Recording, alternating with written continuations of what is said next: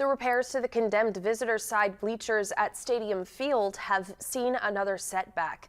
The Wood County Board of Education rejected all 3 bids for Parkersburg High School Stadium Field repair and renovation at their meeting on January 28th. Assistant Superintendent of Operations Caleb Lawrence said the reason for the rejections was the cost of the bids. He said the lowest of the 3 bids came in at $5.4 million, even though the project had an original estimate of only $2 million. Lawrence says new drafts for the project at PHS have not been started yet, but he hopes to get the green light at the next board meeting on February 25th.